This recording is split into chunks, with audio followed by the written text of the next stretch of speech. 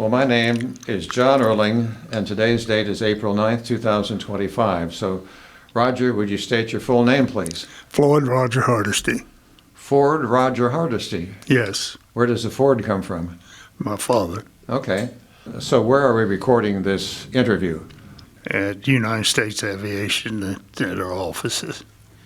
Okay, your birth date 7/24/38.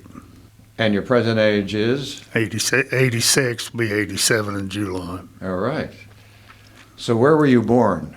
I was born in Dewey County in the little town of Fonda. Fonda don't exist anymore, it's gone.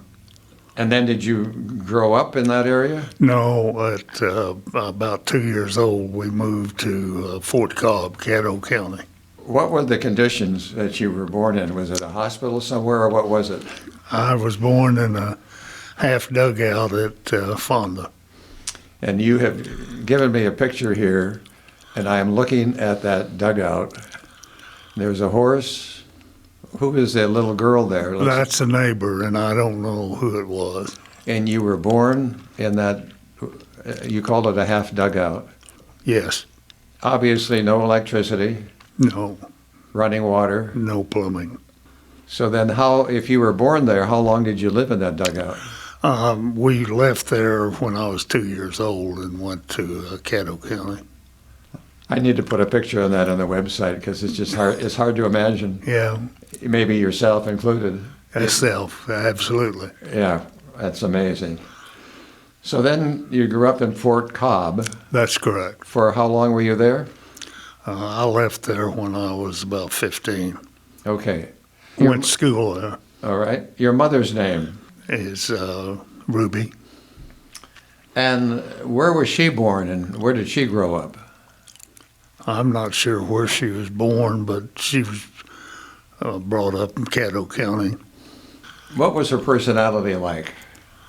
Well, she was a tough gal. She's a farm gal, and we lived on a farm there in Fort Cobb, and she done all the daily chores that a farmhouse wife does. Yeah. Many jobs. I call people like her as pioneer women. She was. And the strength that they had. How many brothers or sisters did you have? I have one brother, Was he much younger than you? 5 years, Okay. Was he, and then he was born probably in better conditions? at Fort Cobb, yeah. Okay. He was born in Anadarko at the hospital, yeah. And then your father's name? Floyd. And did he grow up in that area? Yes, his family all grew up around Fort Cobb in Caddo County. Okay. So then what was his profession? What did he do? He was a farmer. All right. So you grew up on a farm, Yes. knew how to work the farm, Yeah, absolutely. the harvest and... Harvest, and we hand milked 24 cows before daylight and again after dark, besides doing the field work. And what kind of row crops were you having? We done some row cropping, but mostly wheat. I'm told you had one of the largest combines in Caddo County. Yeah, that was quite later. That was after I acquired quite a bit of land in Carnegie, and had a big tractor and big combine. Back to your dad, he would load up mules, take them to play donkey basketball? He played donkey basketball with mules. Yeah, it was a fun thing to watch. I bet it was. Did you join him in that? Oh, sure. But okay, you said you acquired land, so you were intending to be a farmer? Well, it was more or less a hobby, John. We farmed 31 quarters in South Carnegie there, all wheat. So then, but then, when you were in your teen years, you were able to purchase land? No, it was after grown. That was 20 years ago, something like that. Okay, And I've since sold all the farms. right. But you weren't even thinking about what you wanted to be at that age. No, it wasn't. I wasn't wanting to be a farmer. You knew that. I knew that. It was a hobby. Yeah. Okay, and then you went to grade school in Fort Cobb? Right, And then on into high school, right. all there All at Fort in Cobb. Fort Cobb. What were your interests as a child? I'm trying to track, sometimes we can figure out a child has certain interests and that propels them into what they're going to do. Did you have any special interests at that time in flying or whatever? The flying came probably the last couple of years in high school. I had the opportunity to ride in an old Stearman with a crop duster there in the county, and I took a fancy to it and have flown ever since. Wow. How old were you when that happened? I'm 15. But back to your brother and you actually had a lion? We did have a lion. He was an African lion, and he was a big pet. He thought he was a dog. He'd go hunting with us, and What was his name? Leo. Oh, Leo the lion, of course. Leo the lion. Right. Okay. How do you come up having a lion? We bought it from the Tulsa Zoo. And we're not across the road from the Tulsa Zoo right now. Right. Yeah, he got so big and powerful that we got concerned that he might hurt somebody, and we give him back to the zoo. And he was a specimen of a lion, beautiful mane, and they used him for breeding purposes, and they put him in with a female, and he thinking he was a dog, she killed him. Oh, really? Yeah. Oh, my. And so what would you feed a lion like that? We never fed the lion any meat. We fed him dry dog food. Okay. And he hung out with dogs as well. Yeah, we had a German Shepherd at that time, and the dog and the lion, and like I say, go hunting. And I believe it was in 1953 that you were married. that's correct. And your wife's name? Donna, Donna. And she was how old? 16, And you were? 15, So that had to cause a lot of talk in the family. I'm sure. You've probably forgotten that now. Could you even get a marriage license? No, you obviously can't at that age, and we made several attempts, and finally I got my father to sign for us, and we got married. Yeah. Okay, how many children did you have? We have 2 girls, And their names? Deborah and Michelle. Maybe we talk about your children. How about grandchildren? I have 3 grandsons and two great-grandchildren, 1 boy and 1 girl. But let me say that here we are on this date, 2025, that you and Donna are about to celebrate an anniversary, I believe. Yeah, December 23rd is our anniversary, yes. 70 years. Really, 71, yes.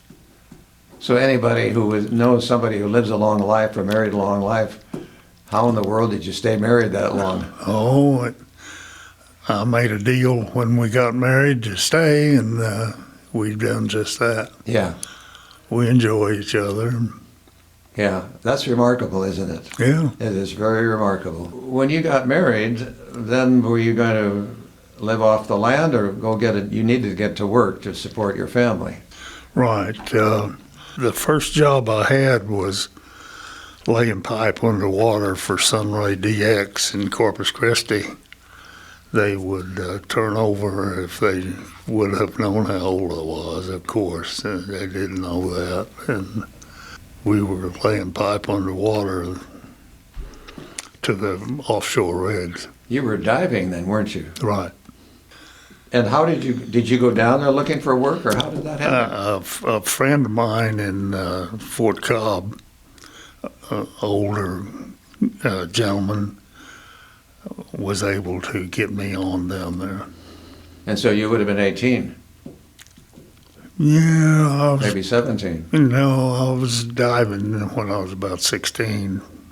in that job. Was that your first diving experience? Oh, yeah, You must have looked older for your age. I did.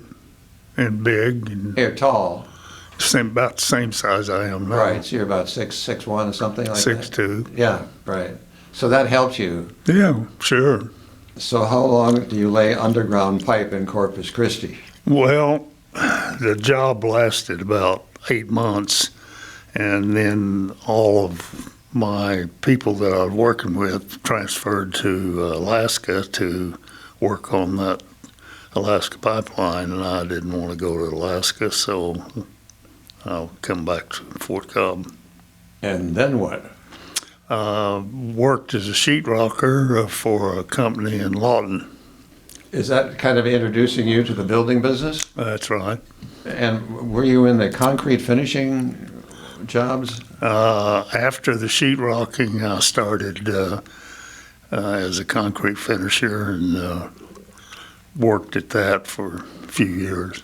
What does that mean, concrete finisher? We would pour floors and walls, And and then you finish you it. finish it off, right? So was that on your own company, or you're on yourself? I was a partner with a fellow that we migrated to Tulsa to do these houses out of the traffic circle at that time.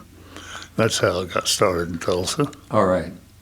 So then that's actually when you become a business person. That's right.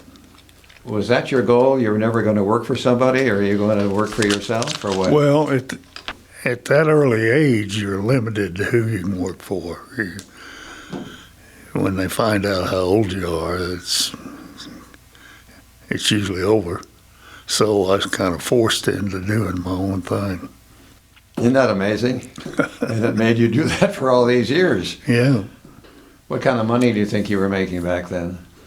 probably $1,000 a month, probably something like that. You're right. All right. Sheetrock business, concrete business. Somewhere you started building single-family homes. That was after the concrete business. Okay, what led you to think that you could do that? Well, I watched it as we poured the concrete on it, and I figured out I could do that. And we grew the house building business into one house a day, 370 in 1 year. One house a day? We could build a house a day, yeah. How big a house was that? Oh, most of them was 1,200 square foot to 2,000 square foot. That's amazing. Yeah, we'd have 50 or 60 under construction, but we turned out one a day. Yeah, and where was that? All East Tulsa. We built Mingo and Garnett on 31st. All those subdivisions were where we built. All right, so you're 18 or 19 years old, Right. and you're with a partner doing this? No, I was on my own on the house building. So that's actually your first company by yourself. By myself. That's right. We would sell the houses at night and build them in the daytime.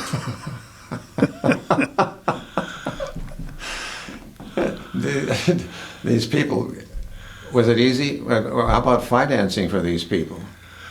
Donna, my wife, was active in the operation, and she handled all the applications for, they were like FHA. Okay, Yeah. but that was not enough, just building single-family homes. You probably got bored with that, but then you went on to multi-family housing units. That's right. So they were significantly bigger, Oh, yeah, much bigger. and you couldn't build those daily. No, you couldn't build them daily, but we could build a 300-unit apartment complex in 90 days. Now it takes 2 years today for a builder to build one. So was anybody else in the construction business? Must have been at that time. Oh yeah, we were the second largest garden type apartment unit builder in the country. The only one bigger was Lincoln Properties, and they had partnerships that built in all the cities, and so they were turned out more units than we did, but we were number 2. Lincoln was not local, though, was it? Or was that, No. That was national. They had a local partner. Okay, right. So, but there were other local contractors who were probably looking at you wondering, what's this guy doing anyway? Because nobody had probably done it that fast. No, it's all organizational. The business side of it and managing the money and all, was that the Donna's part? Or? No, I took care of that. So then you had a natural affinity for doing that. Not everybody thinks that way. Yeah, well, I'm a trader. I like to do a deal. Not economically driven, but just see if I could make happen what I wanted to happen, and develop a pretty good expertise in trading and negotiating a deal. So that's been a big benefit to me. What's the key to a good negotiation? Having lots of leverage? Well, leverage always helps, but like Trump says, you need the cards to make a deal. But I think one of the big advantage of negotiating is being able to read the fellow you're sitting across the desk with and understand what he wants and be able to come to a compromise that's good for you. Yeah. So when you were building the single family homes, you had to go out and get a loan for that, didn't you? Yeah. Do you remember who granted you your first loan? Bill Fryman at Mercury Mortgage. Mercury Mortgage here in Tulsa. Yeah, 15th and Utica. And you were 19? Somewhere, yeah, around that when we got started. And did he know how old you were? Oh, yeah. Yeah, Bill was a good friend, and yeah, he knew everything about me. He probably took a chance on you. Well, he did take a chance on me, and obviously it worked out good for me, and it worked out good for Bill.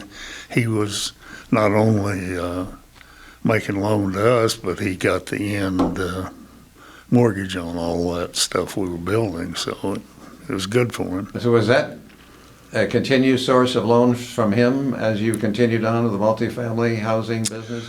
No, Mercury made the first 2 or 3 apartment projects, but they were small projects in the TU area, 20 unit at a time. And we had a friend in Boston, the Loyal Protective Life, and they made the end loan. And once you got the end loan committed, the construction loan was pretty easy. But by that time, you had also proven yourself. That's right. A single family business. Right. But then that didn't stop you either. You had to move on in building industrial buildings. And high rise and motels. And there's a hotel you built? Yes, the one across from Oral Roberts I built and operated. That's been under different ownerships, I think. And now. lately it has. How did you get out there? Were you a friend of Oral's? Or? Yes. And what about that friendship?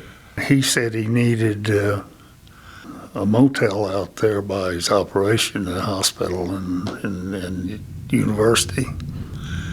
And of course, we didn't sell any alcohol at the hotel, and it kind of went downhill for Oral for a while, if you recall.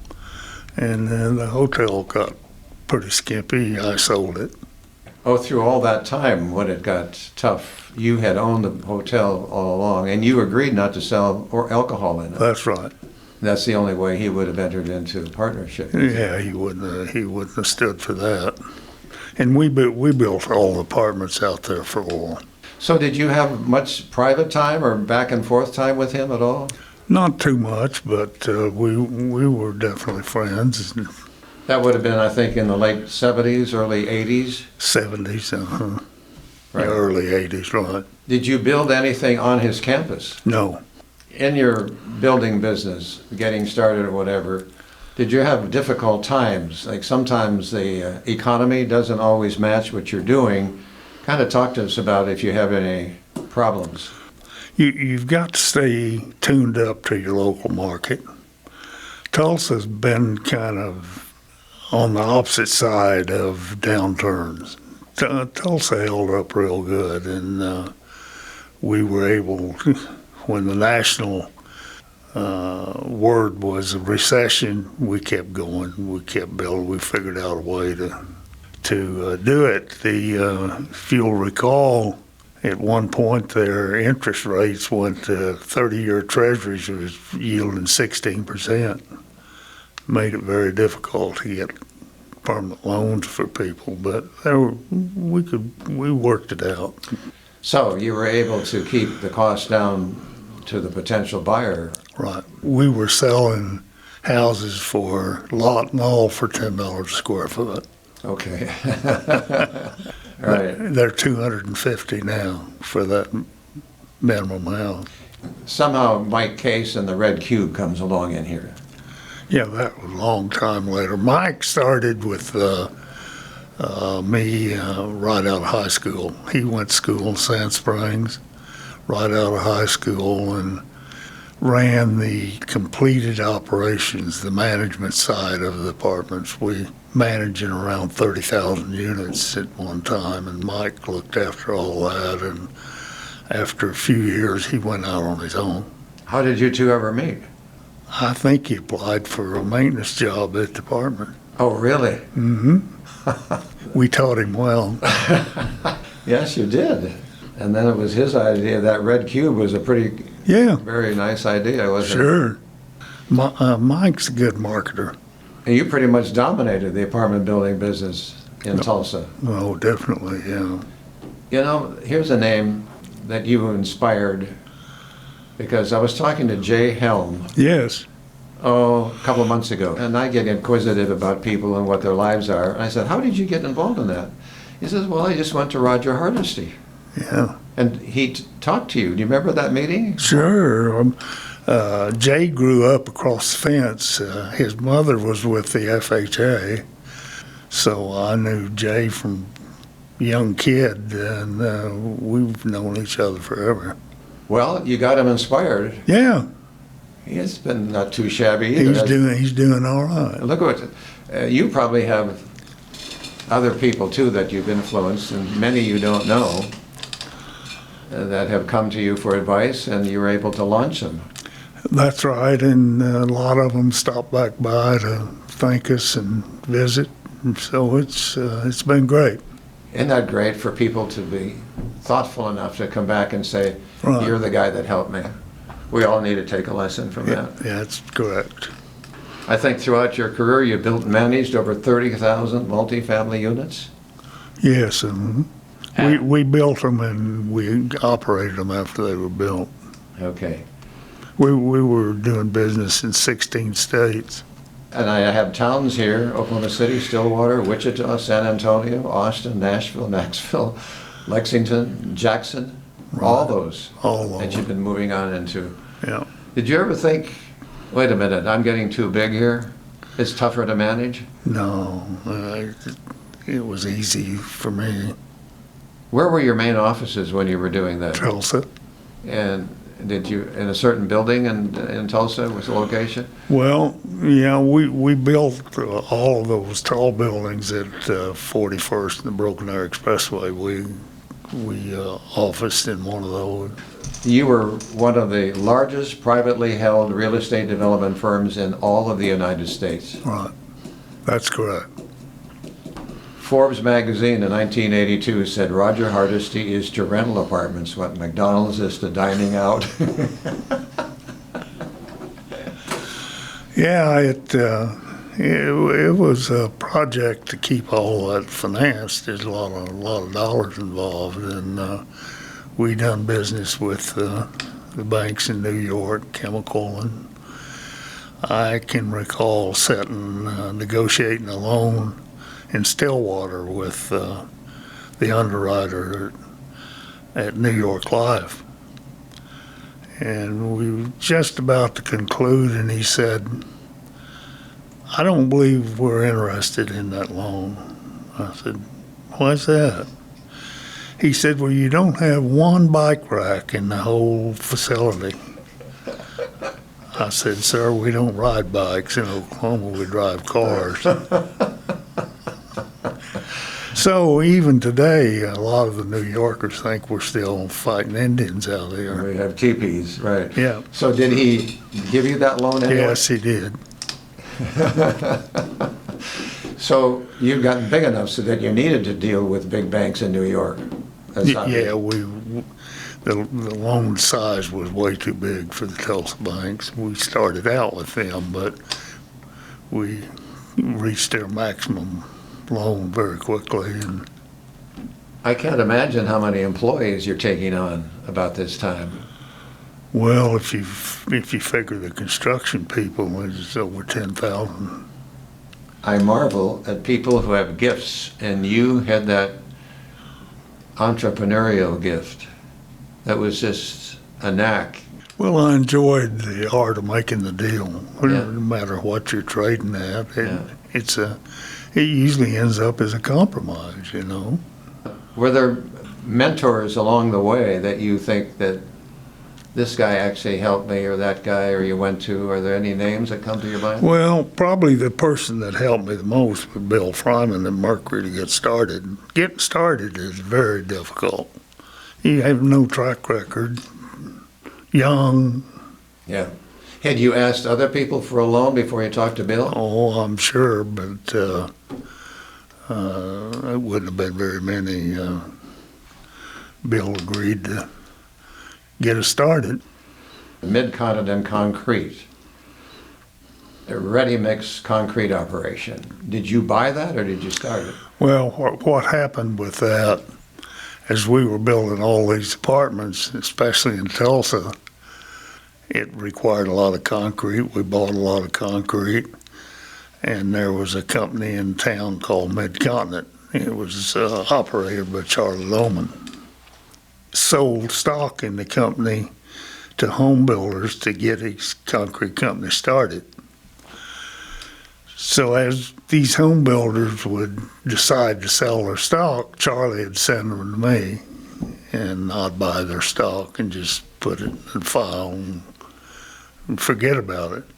Well, it ended up that it got to where I owned 49% and Charlie owned 51%. And Charlie got in alcohol pretty heavy and had to retire. So we ended up with Mid-Continent. Then we started buying competitors and growing. When I sold Mid-Continent Concrete to the Mexican cement company, we had 33 plants, and we pretty well had all eastern Oklahoma and western Arkansas for ready-mix concrete. So that's the concrete story. And it's just interesting, you business people, it's just you're in the right time in the right place. Yeah, And do you throw in a bit of luck into some of that too? sure. But I don't believe in luck. Luck is when you got the wherewithal to take advantage when something presents itself. So you sold that, but then you also owned Alliance Transportation. Alliance, that was the trucking, the raw material trucking side of Mid-Continent. And, It went with the concrete company. okay. How about the quarry landfill? Yeah, we started Quarry Landfill. When I bought McMichael, they had an old hole that was quarried out 60, 70 foot deep, and there's no water table out there in that limestone area in the northeastern part of town. So it was ideal for a landfill. And we developed that and eventually sold that to Waste Management. When did you get your pilot's license? Well, it's as soon as I was old enough to meet the FAA regs, I got my license, and of course that's just the starting point. You got to migrate into bigger airplanes, multi-engine instrument. I ended up with about 27 type ratings in multi-engine jets. But what drove the aviation business was being in 16 states.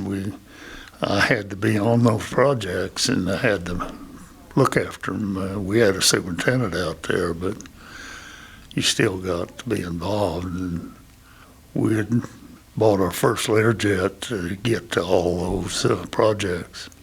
We could do 3 projects a day with an airplane. So it became a need. Is a need, yes. But here you already knew you were going to be flying airplanes for the rest of your life, probably. Right. So the BizJet International, what was that about? As we grew in the aviation business, we got more airplanes, and they were all GE powered. So we done business with GE at Strother, Kansas. And the fellow that managed that was Butch Walker. And Butch come up on retirement. And of course, we'd been dealing with him for years on our engine work. And he said we ought to start our own engine shop. So when we were in the hangar, the old hangar down the taxiway here, we set up BizJet in the corner of that hangar where we kept our aircraft and started BizJet. What was its service? What did it do? Engine overhaul. As a pilot, I don't know how many, 15,000 flight hours? Right. You have ratings in, is it 21 jet ATP? I don't know these. Yeah, it's around 27 type, ATP type. Gulfstream G550s? Right. Northrop F5A? Yes. F5B? Yes. Sikorsky Black Hawk helicopters? Yes. What's your favorite plane to fly? Depends on what mood you're in. If you want to set your hair on fire, the F5 is the way to do it. And all your flying, did you ever have any close calls? Never had any close calls. We've had mechanical problems, but they were all manageable. While in the air, Yeah, while in the mechanical air. problems. Yeah. Well, it didn't shut us down. We Nothing that you can share that's like, you were a big hero, landed a plane under duress. No, it just solved the problem. But there was a plane accident in northern Canada where Robin Siegfried, Mike Case, and others we can name, they were on a caribou migration hunt, right? Right. Can you tell us a little bit more about that? Well, obviously I wasn't there, but the outfitter apparently had a young, inexperienced pilot flying them around to hunt, and he made a mistake and crashed the aircraft, and it hurt everybody. It's tremendous injury, and they all went to the hospital. We flew up and brought them home. Charlie Ryan, president of Nordam, died. Jimmy Peel Sticker Yeah. died. Robin Siegfried, I've interviewed him for Voices of Oklahoma, and Right. he tells that story, how he was in the water for a long, long time, it was very cold and all that, just amazing, and he had many surgeries as a result of it. Yes, he did. In fact, he and I have a joke going, because the day that happened, we heard about this crash, and then somebody phoned in and says, Robin Siegfried has died. Yeah. And I went on the air and I said that. I remember that. You do? Yeah, I remember that. Oh man, I was so embarrassed. Yeah. So every time Robin sees me, he says, I just want you to know that I'm upright. I'm alive. You have I believe it's a business called Black Hawk Lift Service. Yes. What's that all about? We operate a couple of Black Hawk helicopters, Sikorsky Black Hawk helicopters, and we do lifts on top of buildings, towers, Oh, when they're lifting big, air conditioners, and whatever, flagpoles. but don't you go out to help farmers in Oklahoma? We hunt hogs with it also. We do commercial hunting in Texas. Oklahoma, we just help the farmer. So they're getting rid of hogs because why? They're destructive. Do you go on those trips? I go on most all of them, yes. Are you still flying today? I do. I'm still ATP in the Black Hawk. And you'll soon be 87. How long will they let you fly? There's no restriction in the U.S. ICAO, which governs international flying, 65. That's what those hogs do to the wheat field. Looks like a bulldozer went through it. Yes. Yes. So they're very interested in getting rid of the hogs. Costly to them. How do you actually kill the hogs? We use rifles. Oh, so in your helicopter and you're shooting them. We put 4 shooters in that Black Hawk and go at them.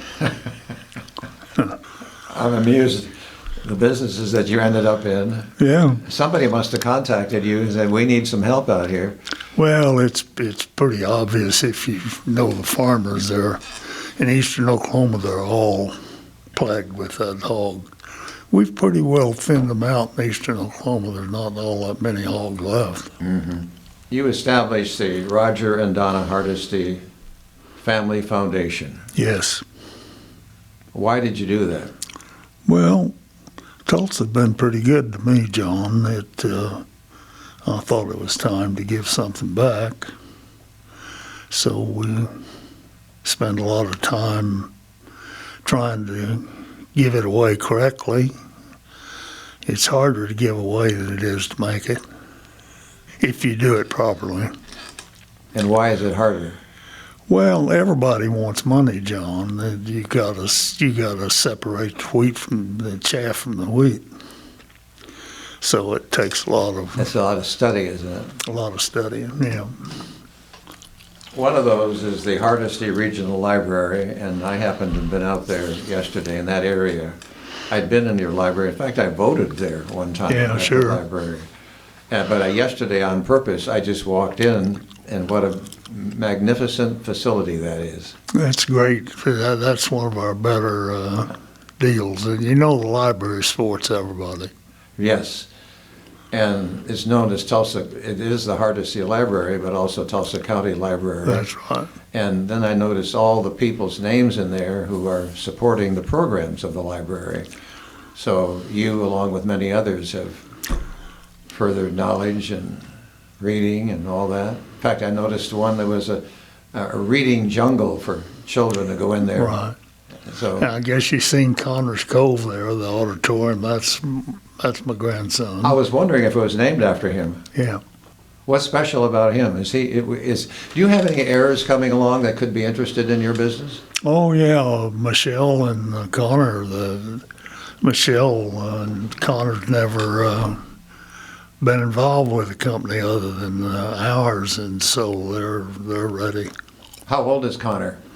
27. Okay, so is he involved in your business now? Yes, he is. He pretty well runs the FBO. Okay. And so what do you do? Sweep out.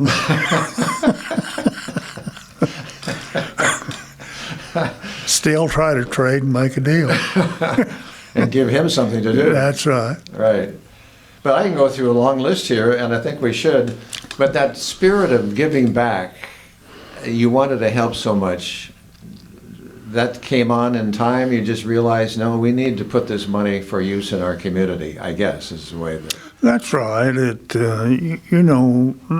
Nobody takes any money with them, so you need to make use of it. We do have other philanthropic people in town, but there are a lot of wealthy people who don't want to get involved as much as people like yourself. There is, but the ones that do give overwhelms the other. Tulsa is very good in philanthropy. Yeah. All right. So you have Hardesty Hall at TU. Right. Arts and Humanities Council, Hardesty Arts Center, the One Oak Field. Right. How did you build that? No, the mayor was kind of driving that, if you'll recall. Kathy Taylor, Yeah, right. Kathy Taylor, and They ended up short of what they needed to make it happen, and she come out and said, "You need to help us on this." We did. I'm glad you said that, because we knew they were short, Yeah, weren't sure where they got the money. well, they got it And here. I don't know if that was publicly announced or not. Maybe it was, but I didn't know I that. don't think it was. Yeah. And we done the same thing with JT and on the BMX. They were short there, and we helped them Right. get that national operation here. You're talking about Mayor Bingham, and with the city of Tulsa, you built the BMX facility, Yeah, bike motocross, or right. you helped them out with Helped that. them out. Yeah. Is there some satisfaction too that you're behind the scenes and nobody knows about it, and you did that? I've just never put any work in trying to get it all out public. Here we are across from the zoo, Tulsa Zoo, Hardesty Snow Leopard exhibit. Right. And I was reading the paper this morning, they have elephants. Yeah. The zoo, that's one of the greatest zoos in the country, you know, and since the city turned the management over to private company, it's done fantastic. Hardesty Archival Center at Gilcrease, Right, Hardesty Center for Fab Lab, right, Hardesty Center for Dance Education, Tulsa Ballet. yes, Have you ever been to a ballet? yes. Michelle's very active Oh, is she? with them, yeah. Okay. Hardesty Field of Holland Hall. For a man who came out of a dugout. Yeah, Hardesty Leadership Center, Girl Scouts of Eastern Oklahoma, Children's Center Rehab Hospital, Oklahoma Medical Research Foundation, Hardesty Family Adaptive Sports Complex at the Center for Individuals with Physical Challenges. Somehow, I'm always driving by that area there. Right. I see that. 11th and Utica, Yes. they do a great job out there. And Michelle is the executive director of the Yeah. foundation. Also, I think people didn't realize this, that you donated land from the location of St. Francis South Hospital. Yes. So you went out and bought land. That used to be a concrete plant, well, mine there. Oh, is that right? Yeah, All right, Hillcrest Hospital South. right. They're kind of all in that area there. Was that part of your concrete plant? No, well, I owned that half section, and the expressway went through it, you know, and so we donated a lot of land to the hospitals out there. That's why that complex, you see them. So were you buying land in anticipation? You may be That's building right. apartments or That something? that was an investment, raw land investment there, St. Francis Glenpool? You also involved in, yeah. involved in that one? Anything else in medical services you can think of, surrounding communities that you got involved in? We donated considerable to Grove Hospital up there in Tegris. Another one you've been involved in is, over the last several years, with the Tulsa Home Builders Association. Right. To develop and implement a construction academy with Union Public Schools. What is that? Well, it's teaching these kids the trades, whether it be electrician or plumber. And we're trying to teach them a trade where they can, you know, these plumbers and electricians making 6-digit numbers, and there's no $200,000 or $300,000 debt going to college. Right. So we're trying to teach them a trade. It's working well. Yeah. At your age, 86 to be 87, are you sleeping in until 10 and coming in at work at 11, or what are you doing? Now, I get out here about 7. Usually leave when the market closes after 3. Here we are one day, people will be looking back at us. You say you play the market. The market's been up and down because President Trump's tariff, Yes, and he's in a battle with other countries and all, and it's affecting the stock market. right. So are you concerned about that? No, it'll come back. Trump is one fantastic trader. He'll get the deal done. Okay. He likes the art of the deal. So you're not afraid that this tariff No, idea? no, it needed to be done. Should have been done 30 years ago. all of these former presidents talked about it, but they never done anything about it. Right. There's always people worried to sell or whatever, and your advice would be to hold. We're buying. Good time to buy. Do you have any special project there right now that you're working on? I know you're building another hangar right next to you here, and how is that going to be used? We will store airplanes, just like this hangar here. We just needed more space. How many planes do you own now? 3 helicopters, a G550, and a Carbon Cub. Okay. Have you ever flown commercially? One time in my life. Take us on a trip. What's the longest flight you've ever taken to other countries or whatever? And you've flown to other countries more than likely? I have flown a transport category twin engine jet aircraft on most all major airports in the world. Why? Charter business. We at times done all the demo work for Gulfstream. So when they got not only the buying prospect, but once they bought it, introduce the crews to this long-range flying. So we ended up going all over the world, every continent except Antarctica. What's it like flying into Berlin? Oh, Berlin's a walkover, no trouble at all. Some of the strips in Africa get a little dicey, but we know which one's good and which one's bad. So obviously, all these airports, everybody can speak English to you, and We won that in World War II. All international airports have to speak English. and what about other languages?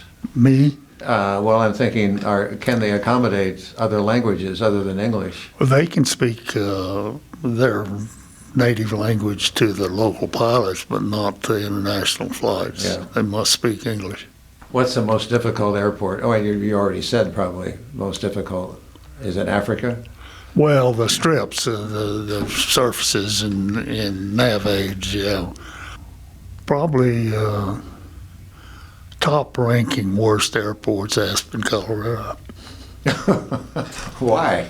Oh, it's a one-way in, one-way out airstrip, and it's mountains on all sides of it.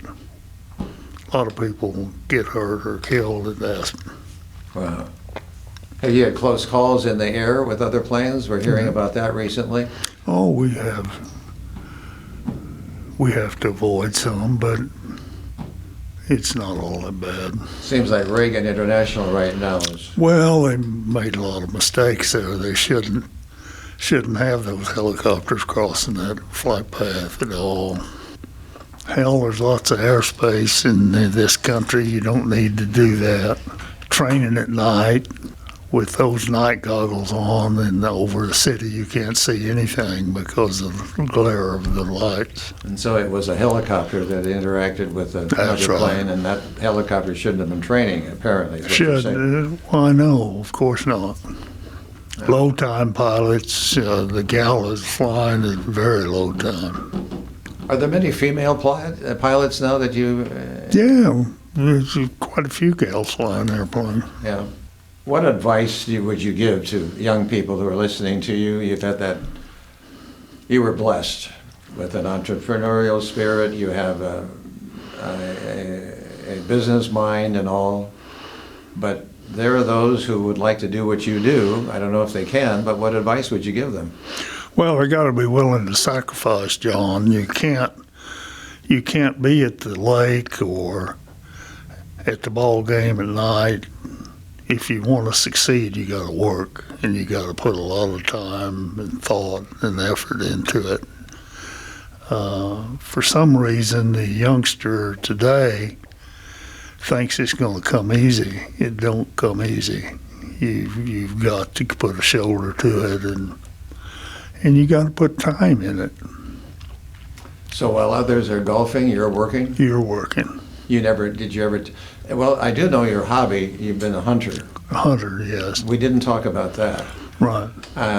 Hunting, where, for what? Well, I've always hunted Alaska, good hunting up there over the years. And I've done about 14 safaris to Africa. Do you like Africa? Oh, I love it. You know, they say if you ever drink out of the river, you'll always come back, and that's pretty well true. It's a wonderful country. It just has so many problems to solve. Yeah. So do you have a room that's mounted with animals that you've killed, hunted? They're here in two places, in the offices and in my home and the home in Aspen. I'm run out of places to put animals. Yeah, I bet. Do you have any desire to do more of that? I'm done with that. Yeah. What do you think you look back on? What are you the most proud of? Well, I think my family, the growth that Michelle and Connor's had in the companies, and it'll be a seamless takeover when I get boxed up.